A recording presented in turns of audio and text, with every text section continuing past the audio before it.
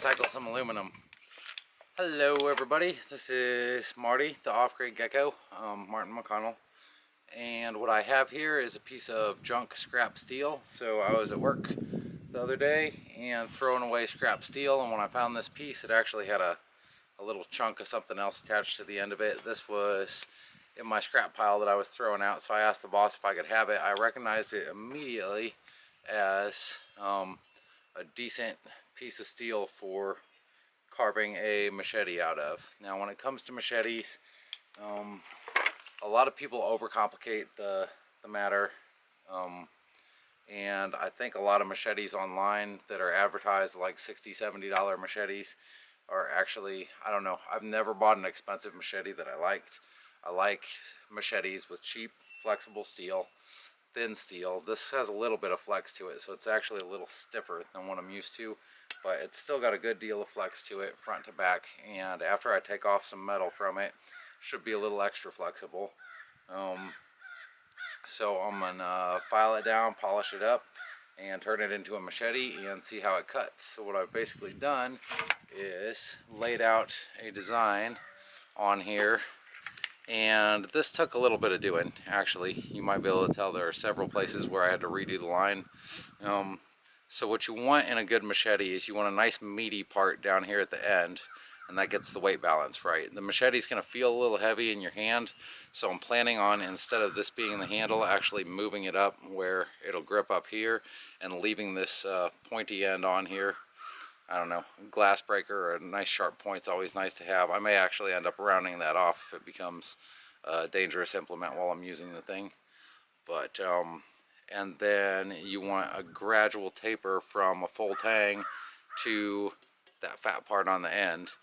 And so basically when I was designing this, there are different chopping characteristics that you're going to get with a machete for different reasons.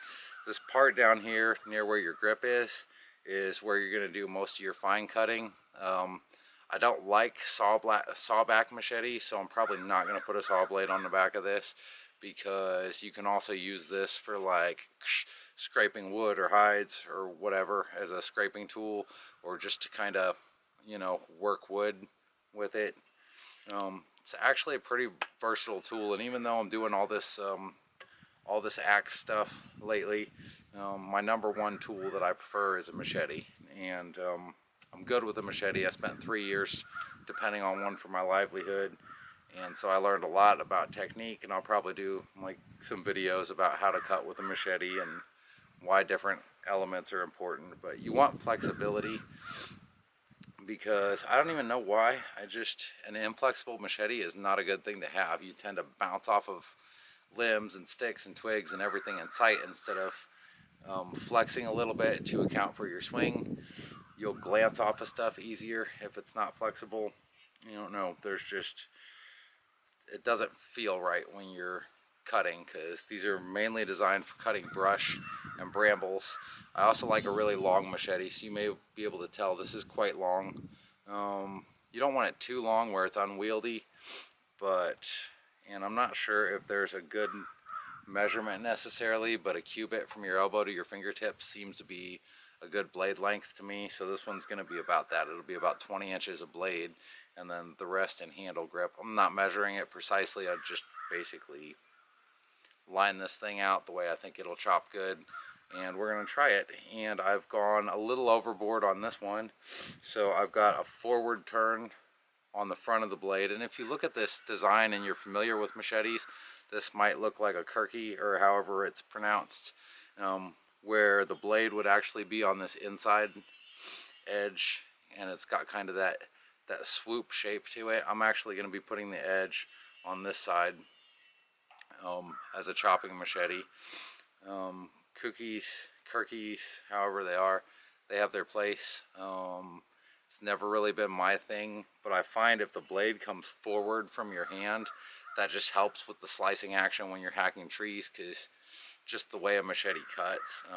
You'll notice most cheap machetes have a flat back and a tapered front that comes out, and that's just because that forward blade design kind of just helps you through brush and cutting. The reason I'm taking some off the back here is not to make it look cool or fancy. It's mainly to keep the blade width the way that I want it, with a gradual taper all the way to till this end part where it flares out, and at the same time remove some weight, because this blank of steel weighs almost 3 pounds, and that's a little bit heavy for a machete. The thickness on this, I didn't get out a caliper because my calipers aren't here right now, but it looks to be about 3/32 of an inch, which is about halfway between a 16th and a 1/8, which, I don't know. People say the heavy side of a machete starts at an 1/8 of an inch. I think this piece of steel right here, 3/32 is where they start to kind of get heavy. But a 16th of an inch tends to flex sometimes a little too easily, and if you're hard on them, then you can bend this metal, because they're usually made, like, I don't worry, well, anyways, if it's too thin, it'll bend and you won't be able to get it back, and it won't cut right again, because every time you hit something hard, that bend's going to reset, and eventually that piece of metal is going to snap off the end. Don't ask me how I know. So this is a little thicker than I'm used to, but it's still flexible, so I think it'll make a good blade for me. What makes a good blade for you just depends on you.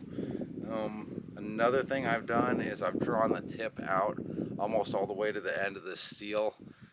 So I've got my fat portion here, and I've just kind of extended that tip in a sort of a, almost like the point of a rocket, you know, that little ogive shape, and then that's just to give a little bit of extra reach. So if I'm cutting brambles and vines, that keeps my fingers just a little bit further away from the thorns, and that's always a good thing. But I didn't want to like flex it all the way out and have the weight way here on the end, so I've kind of got it in a what I think is a nice compromise. The shape of my bevel here is shaped very much like the edge of the axe. It's designed to be aimed towards the back of the handle, just like an axe, so hopefully this guy will make a good chopping machete, and hopefully the steel's thick enough that I can actually sort of reeve wood a little bit with this too, or what they call batoning. So you put this on the end of a plank of wood, pop it with a mallet, and to split smaller pieces of wood open, even though I prefer my hatchet and my axes for that stuff nowadays, but it'll do it in a pinch. I basically want it to have that chopping power out here on the end, so I was designing this from the get-go to be a little bit heavier than a standard machete, so I don't really have a problem with that. So I'm going to start cutting on it and dress it up a little bit, and I found out that my little jigsaw only has one bimetal blade on it, and I don't even know if it'll cut this or not. I guess we'll find out in a minute, but this is mild steel.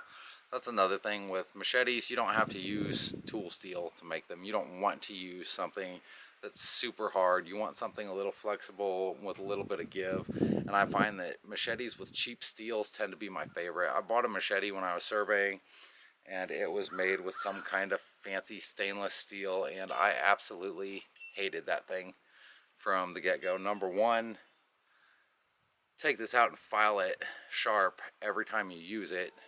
You can't do that if the metal's too hard. It just takes too long to file it down. And as far as holding an edge, I'm not worried about it holding an edge forever. It's just got to hold an edge for that day, or as long as I'm chopping with it, because the next time I take it out, I'm going to file an edge back on it anyways. So I would rather have a softer, milder piece of steel than something hard that's supposedly going to hold an edge longer, because it's only a matter of time before you pop a rock with this thing, and that's going to leave chips and cracks and all kinds of other nonsense, and that you definitely don't want. So it's good to keep in mind this is a tool that gets abused a lot. I've used them for prying. I've used them for a lot of things that I probably shouldn't have used them for. I use them for carving, use them for just about everything. My bow in there was actually made with another cheap machete. Like 90% of the cutting on that bow was done with a machete. So that was before I really got the swing of my little hatchet, even though that would have made probably a better tool for it. They're very functional, very useful, and I'm going to make my own. So this is going to be my little short sword machete. I'm planning on putting maybe a walnut handle on it. So I'll cut a couple blocks of walnut when I'm ready, drill a couple holes and make some scales for this, and then smooth everything out, and we'll see how it goes. I'll probably end up breaking this video into several parts just because there's not enough time to go through the whole process, but hoping to get started on this today, at least until I break that blade on my bandsaw, because I cut this off with a with my little handsaw, and I decided real quick that a hacksaw is just not going to cut it on this. So I got this little piece trimmed off back here at the end. But yeah, I'm not cutting this plank with a handsaw. I'm sorry, I'm not that hard up for a new machete. So I'm going to get started with the little jigsaw and a bimetal blade, and we'll see how far we get.